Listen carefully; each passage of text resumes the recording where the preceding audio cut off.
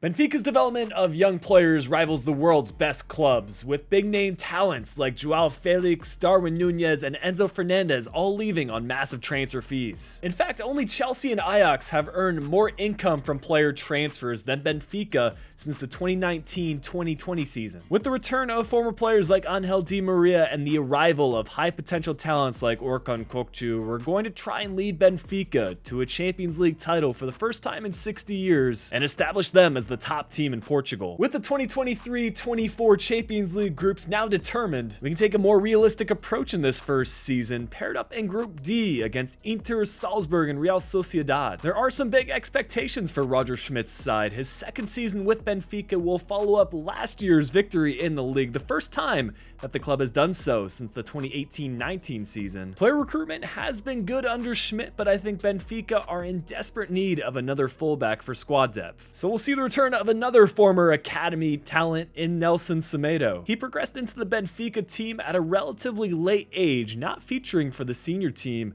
until he was well into his 20s. Regardless, he's done well for himself, earning a big transfer to Barcelona and becoming a regular part of an up-and-down Wolves team in the Premier League. 15 million is a lot to spend on a player that probably won't develop much further, but we are willing to spend a lot in order to help us achieve our Champions League ambitions. We do have a 5-star, 4-star scout from Portugal to begin this save, and we already have a homegrown talent available. Diogo Borges is a 64 rated Portuguese center attacking mid, 84 to 94 potential, and when looking at his attributes, I think we've got a striker. He'll continue to develop in our academy while we add a 5-star scouts, and this network will basically be staying in Brazil for the rest of the save. But we'll start our league campaign away from home, and the starting 11 will involve a couple of new arrivals like Kökçü, Di Maria, and Cabral in the starting 11. A 2-0 win with Cabral scoring the second goal, exactly what we want to see from a new signing as we shift focus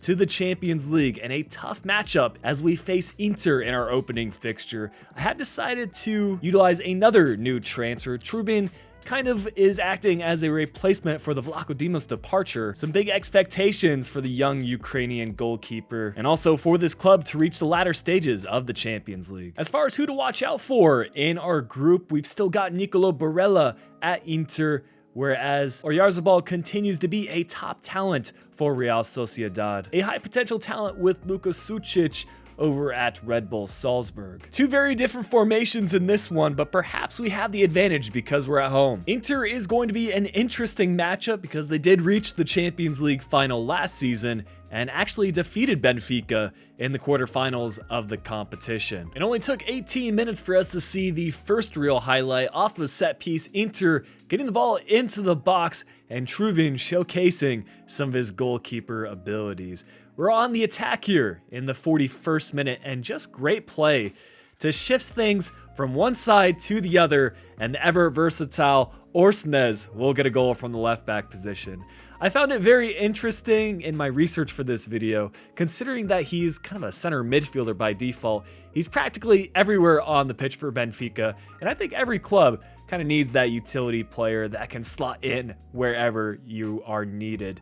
But in the 67th minute, we're going to double our lead with Rafa. Inter looking to get back into this one. Lukaku still at the club as transfers haven't yet been updated. Really excited for FC24 and having updated transfers. And hey, that's coming up within the next week or so. So look forward to more content on that game. But it's going to be another chance for Inter in the 76th minute. After two early goals from us, they get two goals within a matter of about 10 minutes or so. So clearly we've got to switch up tactics as Gonzalo Guedes will feature in the 77th minute.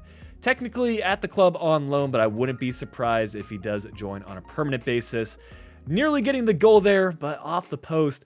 And it's going to be a mistake out of the back from the Inter goalkeeper. And despite only having a few matches under his belt at Benfica, Kökçü is quickly becoming a fan favorite, scoring a crucial goal in this save and starting our Champions League campaign with 3 points. Will we be able to carry that momentum into January? Checking on league results, we are top of League of Portugal, 3 points clear of one of our rivals, Porto, and in the Champions League, we were equal on points with Inter, but that first matchup ended up being crucial as we get the advantage on head-to-head matchups. Starting 11-wise, there are some concerns with having a 68 rated goalkeeper, but I want to keep things realistic as Suarez seems to be a big part of the Benfica team. I have switched things up at the striker spot with Guedes taking over at an 83 overall. That was primarily due to his performance being a shortlisted candidate for December Player of the Month and going on to win the award due to his goal contribution. Hopefully those goals will continue in the knockout rounds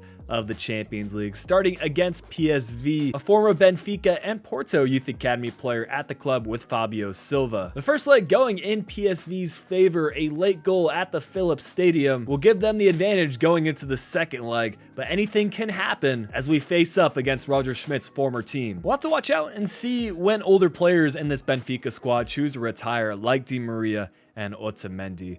I just saw news that Di Maria will be retiring on the international level after the 2024 Copa America tournament. It's going to be a sad day because I think he's been such a crucial player for that Argentina squad, really in the last decade and a half alongside Lionel Messi, kind of their number 1 and number 2 players. But he's still playing a big role in this Benfica team, both in this save and in terms of real life performances. There's just something special when a player returns back to his youth academy or former clubs. It just seems to kind of reignite their passion and gives them some more energy, especially as they get into the latter stages of their career. But this was a very entertaining fixture. PSV wanted to make this a match, but fortunately, João Mario in the right place at the right time will give us a 5-4 lead on aggregate heading into the last 25 minutes. Only 7 minutes later, though, it's going to be a fantastic effort off of De Jong. He had hardly any space and time to shoot, but he will find the back of the net. And as we get into the second period of extra time, it's going to be a long ball switch to David Neres. And Kokchu, once again, he's got a knack for scoring in crucial moments. He's going to do it again in the Champions League. The stakes are even higher, and it looks like we'll be advancing to the quarterfinals in back-to-back seasons for Benfica. Just when you thought the script couldn't get any more entertaining for this save, we've done one better in our next matchup. Our quarterfinals opponent in the Champions League will be our rivals Porto. Let me know in the comments last time this sort of fixture has happened, because I feel like it is a pretty rare occasion. We are currently battling it out with Porto for top of the league, and we're also matching up in the final of the Taça Portuguesa. So this Champions League draw is just one of our many focuses. They do still have Diogo Costa between the sticks for them, and he seemed to make the difference in the first leg as Porto were victorious 3-2. But as we saw with our fixture against PSV, anything can happen in the second leg. Anytime you're doing a Benfica or a Porto career mode, I think you're almost guaranteed to highlight one match against your rivals. Hopefully we can get the upper hand here and win this by 2 or more goals, or at least advance on penalties. Some early opportunities, but Diogo Costa pulling off save after save. I would almost argue he played more of a role in this match than he did in the opening fixture. That's 3 chances that could have potentially led to 3 goals had we matched up against any other goalkeeper. But 55th minute now, and we're going to see a set piece from Angel Di Maria.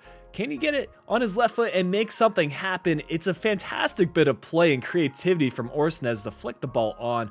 Unfortunately, we couldn't time the run just right, as I think that was our left back barely offside. We're in the final moments here, trying to create one more opportunity and force extra time, and it's Kokchu getting into a dangerous area, over to Cabral. Finally, it's Rafa who has scored a lot of big goals for us, but he has his chance denied from Costa, stepping up once again for the Porto team, and really at full stretch there. We do still have a corner kick though, probably our last chance to get the equalizer on aggregate. It's once again Di Maria to send it into the box.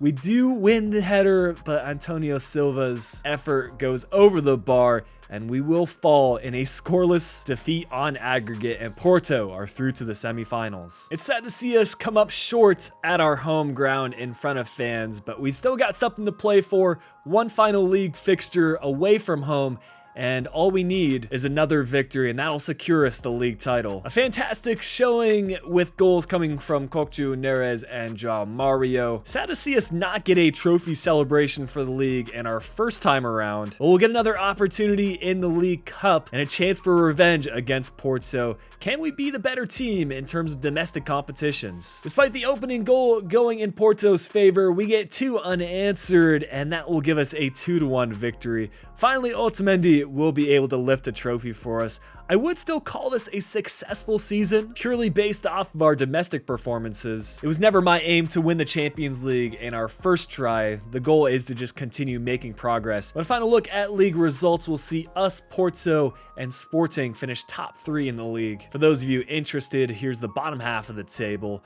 Bayern defeat Porto in the Champions League final. Liverpool claim the Europa League title against Milan, and Villarreal get the win against Nice in the Conference League.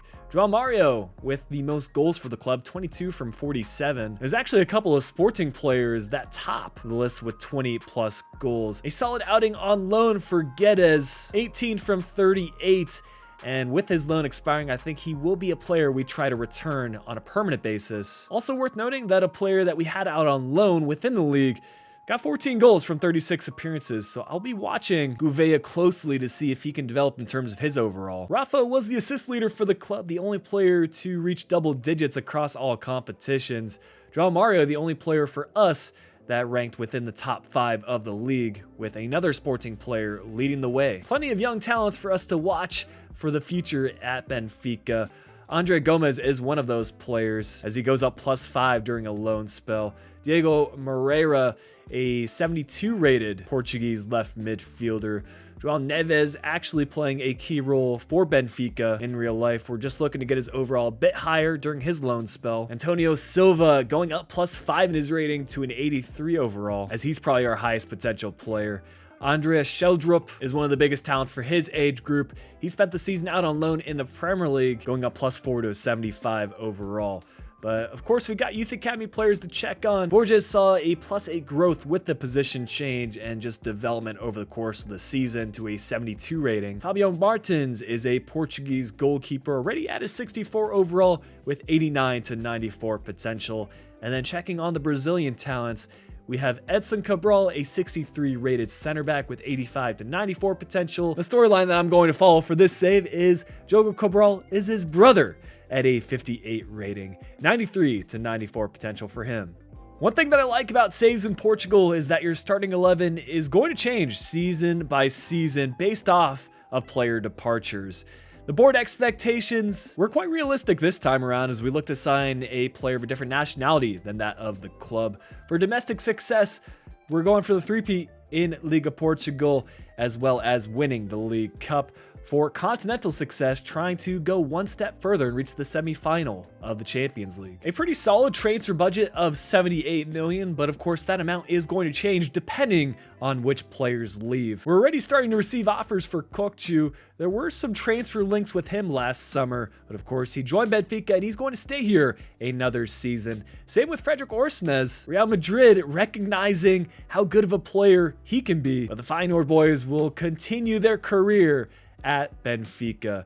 The player that is going to be leaving the club is Antonio Silva. He is widely regarded as the best current talent at the club, and Juventus are the team that are willing to pay the big bucks. It's a sight that we see time after time in Portugal, especially at Benfica.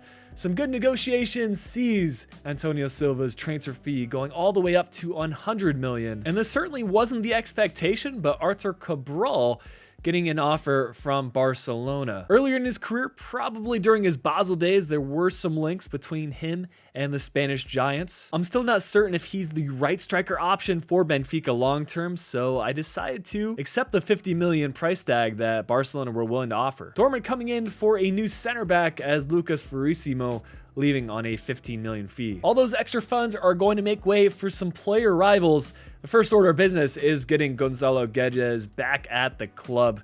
it was a no-brainer for me. Pretty much from the midway point of last season onwards, he was a key attacker in our front four. Of course, he can play at the striker spot, but also out wide on the left, which is where he predominantly featured for Benfica earlier in his career. The 50 million price is probably more than what Benfica would have to pay if they were to bring Guedes in on a permanent basis, but it's one of those things you need to sacrifice in career mode from time to time. We are going to go through with that position change to left wing, as it only takes 2 weeks. With the Cabral departure, we do need to sign a new striker, and I think that Luka Jovic fits the profile that I'm looking for in a player. He is a former Benfica talent, but I would say he really thrived while he was in the Bundesliga at Frankfurt.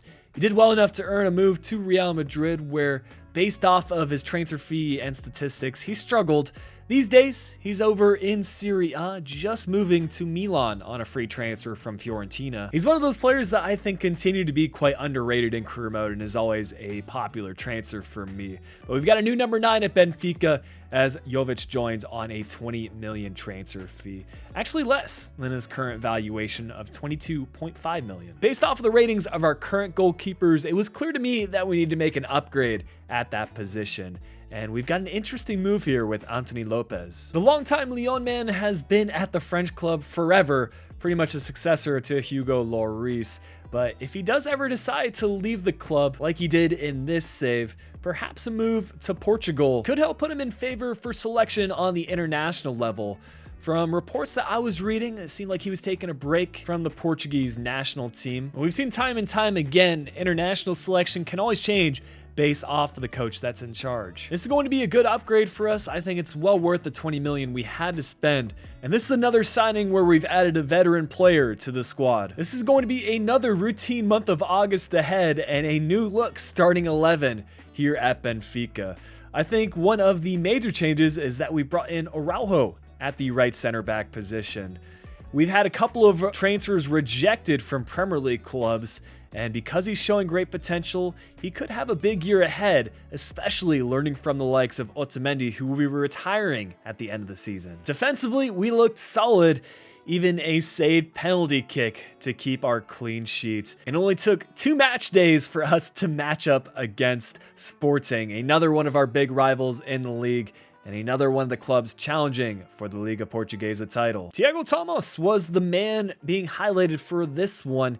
He's actually seen to become a big player in the Bundesliga, spending parts of his time out on loan at Stuttgart, and I believe he's transferred to Wolfsburg on a permanent basis, but still at Sporting in this save, so a striker that we'll need to watch out for.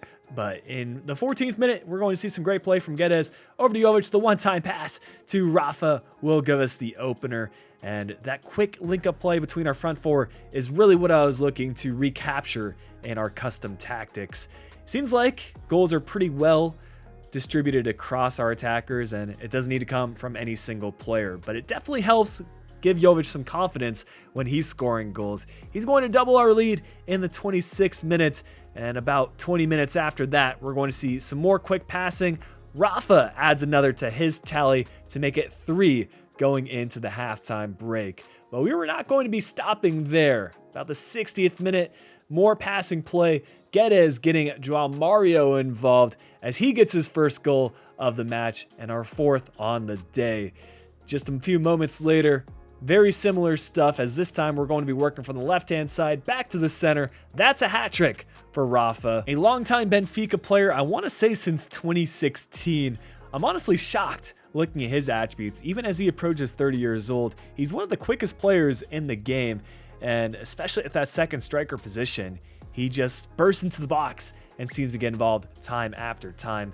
It's going to be a 6th goal for us in the 71st minute. So now we're scoring in quick succession, and based off the momentum and the lack of defense from the Sporting squad, I was starting to think we could potentially approach double digits. Not something I've captured either in terms of playing the game within the last few years, or definitely not from the computer, because all things considered, Sporting are a very good side, and I was shocked at how much open space we had in their final third. We're going to see the youngster Sheldrup get involved in the 82nd minute with a nice pass being played across, and with just a few moments left in this one, it's a nice near post goal to get our 9th. It's going to make for 2 hat tricks on the day, one from Jovic and one from Rafa.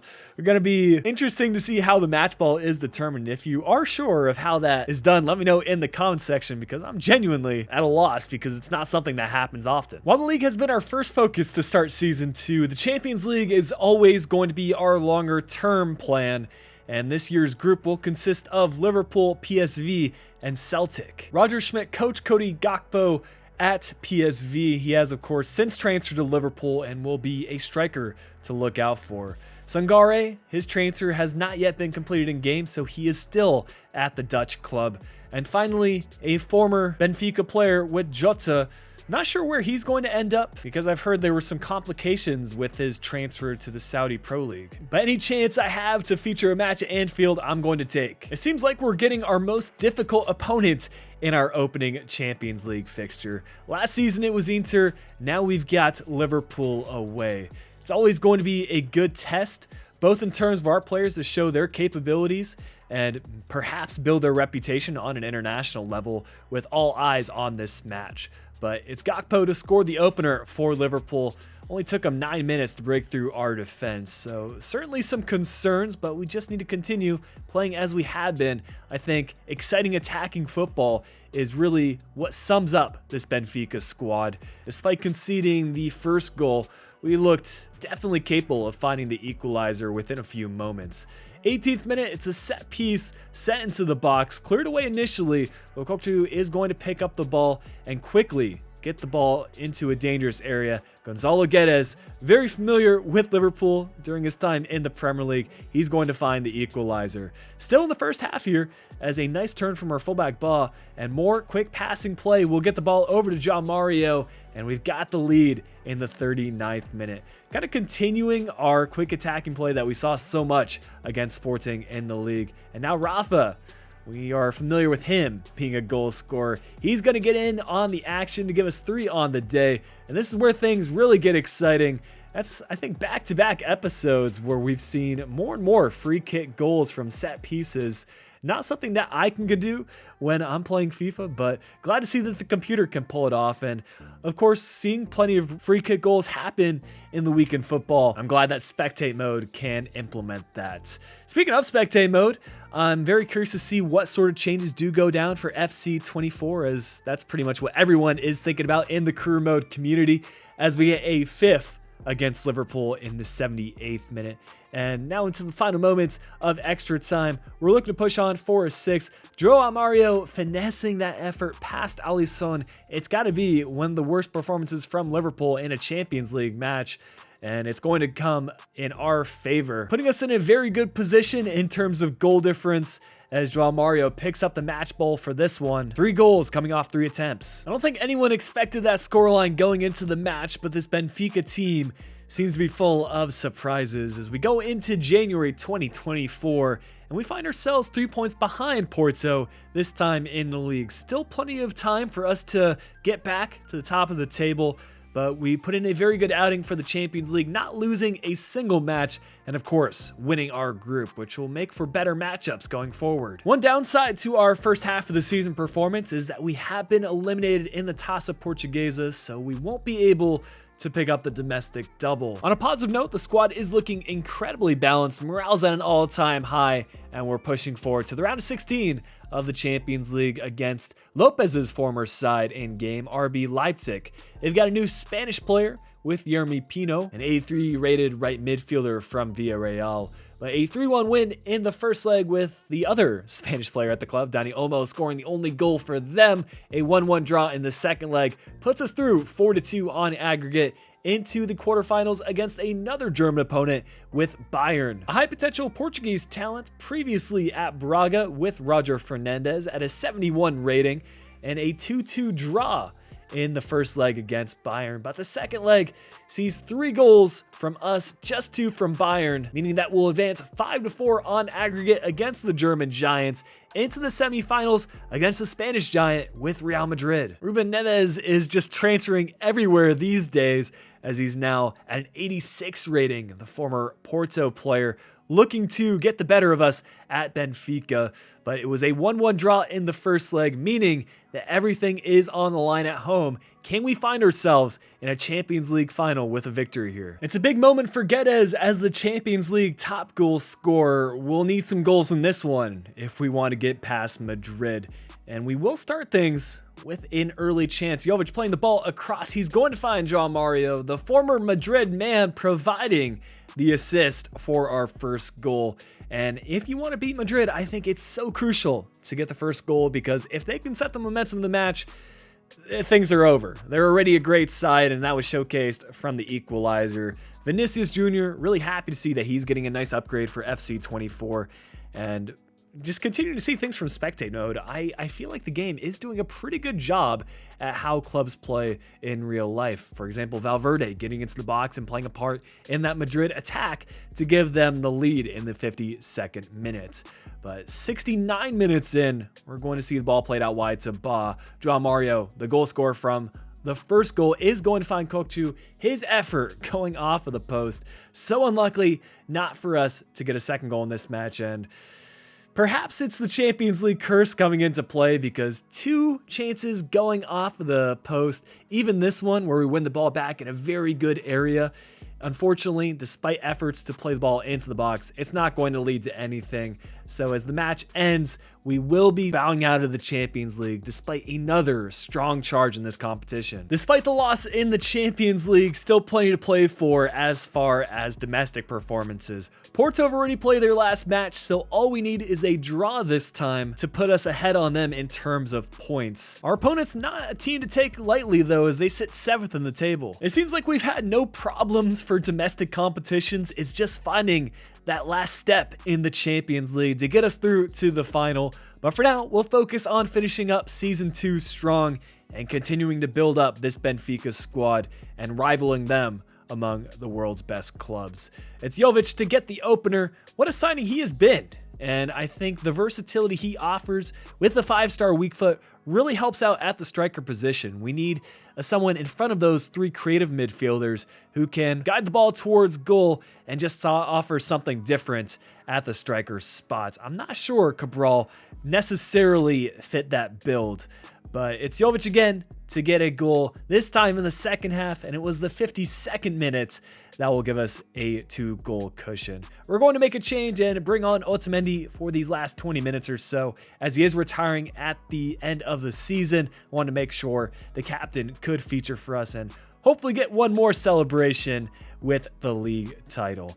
In extra time, it'll be Rafa to showcase one of the best goals we'll score in this rebuild. The long-range effort, finding the goal, and with a 3-0 scoreline, it's going to be a positive end to Otamendi's career. Finally, we get that trophy celebration for the league. Now let's keep pushing on and try to do this in the Champions League next year. While we only accumulated the 1 trophy in Portugal, we go one step further in the Champions League. A final look at the table sees the same results as last year. Us at the top spot, Porto in second, Sporting in third.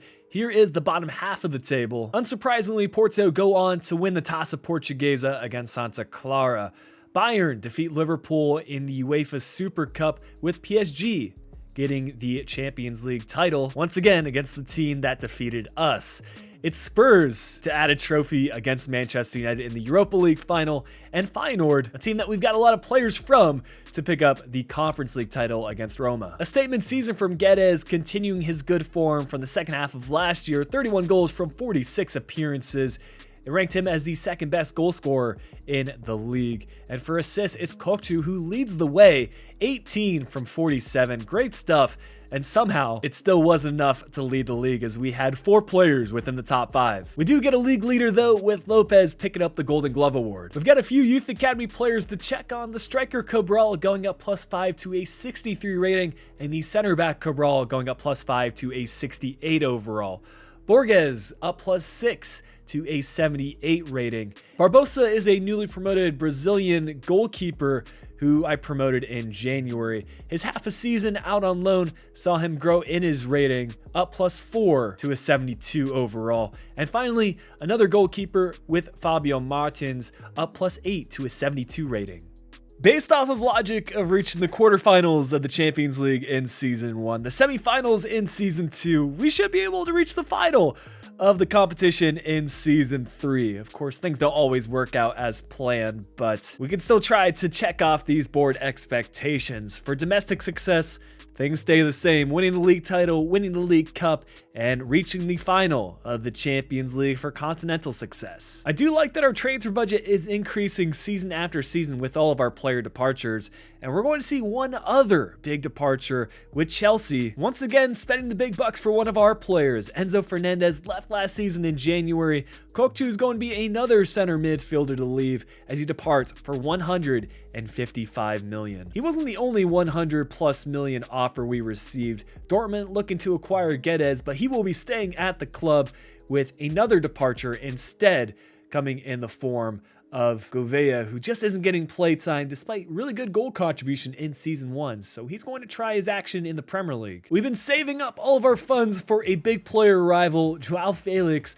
hasn't actually featured for Benfica all that much. The 2018-2019 season really was his breakthrough year. 26 league appearances, 15 league goals, led to a 100+ million departure to Atletico Madrid. Still waiting on him to reach double-digit league goals since that departure. I think he just needs the right system, and I'm hoping for the best with his year ahead at Barcelona. There were some transfer links between him and Benfica on a loan basis. I just don't think it would ever happen on a permanent deal for 150 million, but who knows these days in terms of transfers. I'm just happy to make it happen in career mode. And if we're going to lose a former Feyenoord player with Kokchu to Chelsea, why not add another talent with Quinton Timber? His brother Jurriën Timber received a lot of the attention this summer with his big move to Arsenal, but the Feyenoord midfielder is still a top talent.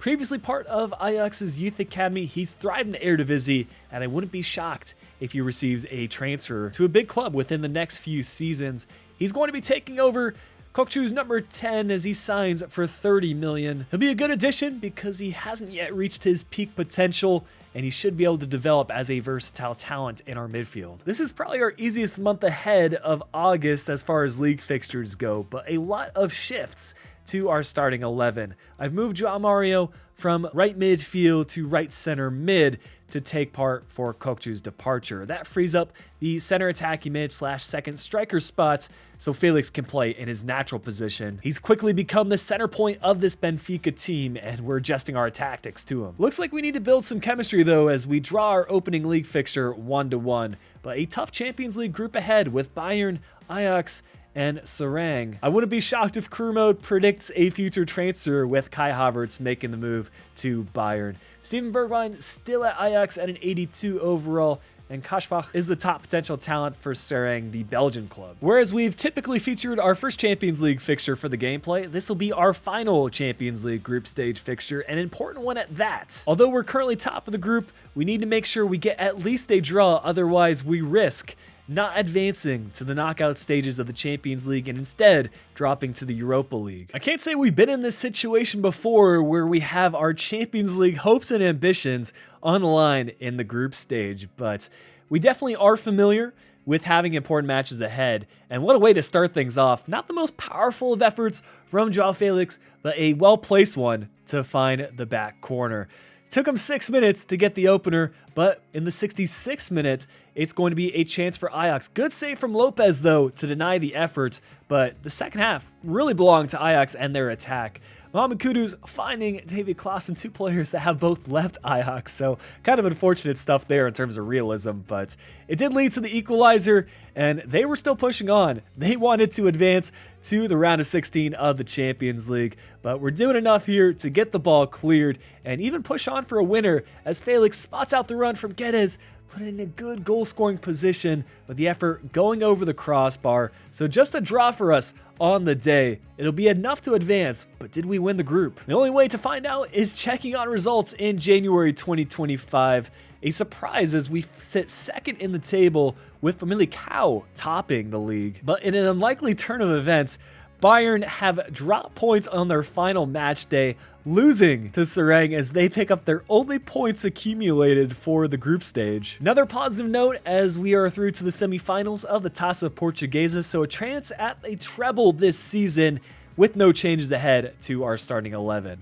So we once again match up against PSV in the Champions League. A fun transfer as Calvin Stengs returns back to the Eredivisie, having previously played for AZ. And it was a 2-1 win for PSV as they started things on a good note. But in our home leg, we win 4-1 to advance 5-3 on aggregate into the quarterfinals, where we match up again against Real Madrid. Jamal Musiala joining the club at an 89 rating. It's a 1-1 scoreline in the first leg, and I've decided to spectate the second leg as we travel to the Estadio Bernabeu. Despite Madrid being a familiar opponent, I feel like our team continues to change season after season, especially the addition of Félix might make the difference in this one.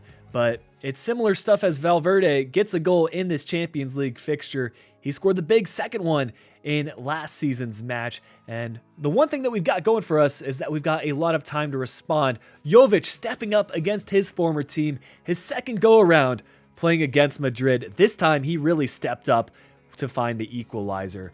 Guedes with a cross that nearly found Félix, but this is going to be a good press from the back as Félix picks up the ball. He's going to play across to Guedes. A huge save, though, from Courtois to deny the effort. But as you can see by how closely these highlights are put together, we had all the momentum. It's Félix to get a second one for us on the day.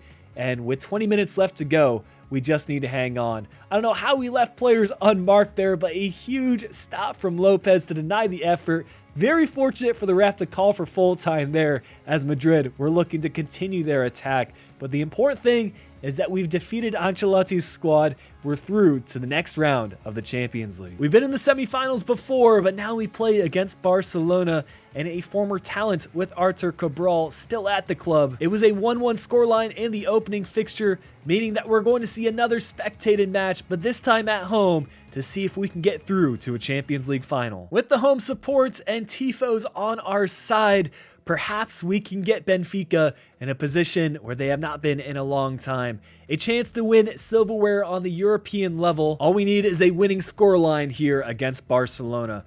Unfortunately, this was a match that Lopez didn't quite play his best in. I think the effort from De Jong was one that could have been stopped, but similar to the Madrid match, still a lot of time left in this one to maybe turn things around. 53rd minute, and it's going to be another chance for Barcelona where they pile on the pressure and just cross after cross sent in until Ferran Torres will find a second goal for them on the day. Not what I was hoping for, but we've got a little bit of fortune on our side because right after kickoff, it's a silly tackle from De Jong to get another yellow card.